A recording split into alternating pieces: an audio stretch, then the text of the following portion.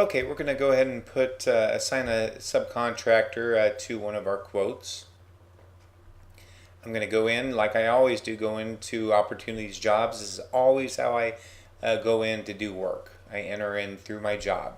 I'm going to go ahead and enter a sample. It's a nice loose search, so you can put your job number or the name of it, and then just select which one's appropriate.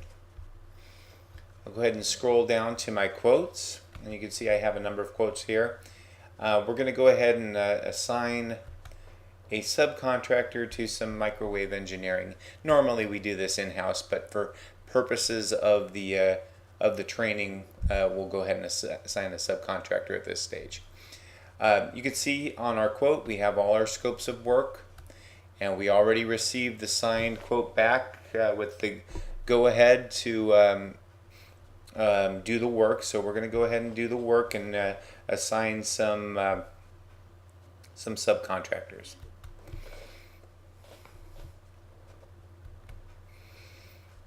So I'll go ahead and assign a subcontractor for FCC coordination and redesign.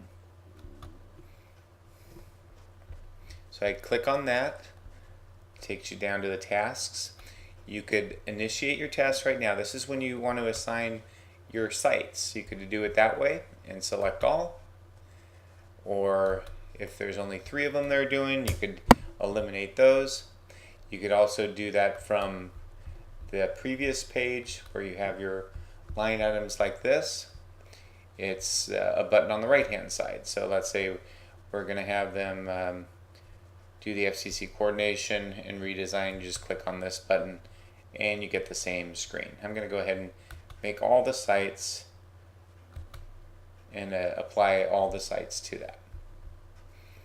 Okay, so I go back down, it refreshed it, and you can see it created the 4 sites. I'm going to go inside that now, just hit view or edit. Just going to hit edit for now. And we'll go down, we'll see those 4 sites. Now we want to assign that subcontractor. You could go into each one individually, or you could click on grid edit. If it's the same subcontractor, this is the easy way. You could just click on it. Let's just say we've teamed up with Micronet and they're helping us on engineering. It's not going to happen. We'll do a lot of this stuff in-house, but for purposes of a training, we'll say that Micronet's doing this work. And I'm going to go ahead and assign the start date. We'll just make it today, and we'll make the estimated finish date today, and the actual start date is today, and we'll just make those all the same. It's a good idea to have the responsible party who's going to be supervising Micronet. We'll just say it's John Doe for now. And if you had any notes that you wanted to include in the PO, you would put that in here too. Okay, and so I'm just going to hit save and done. By doing that, this is going to set Micronet up in the queue for a purchase request. Now this is where a lot of people go wrong. They want to assign Micronet and they go up to client invoice and then into purchase requests, add a new purchase request, and you could do it this way, but it's wrong because it's not going to connect to anything. It's just going to be out there hanging out there by itself, not connected to your job or your tasks. So when invoices come in, it's not going to work. When you want to bill out your job, it's not going to work. So you're going to save yourself a lot of trouble by always going into your job.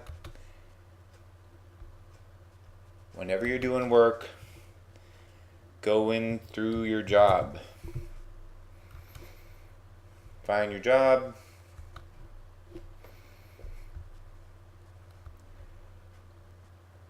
Find your quote. Microwave engineering.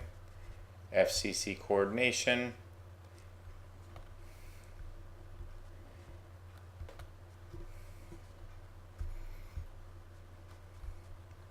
Assign your subcontractor, and then you go up to the hub, the main page of the hub. Just click on the black button.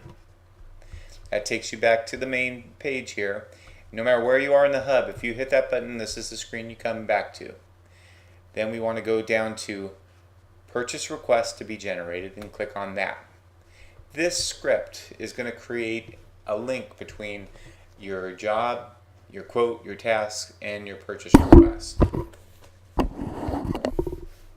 So the first script is when you have a situation like we have right now. Let's say we're giving a multitude of sites to Micronet, but we want to generate just one purchase order.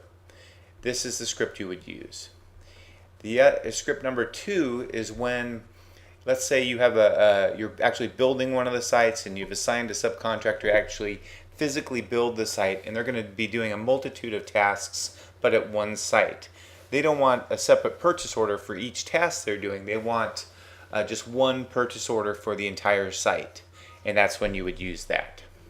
For this example, we're going to go ahead and use script number 1.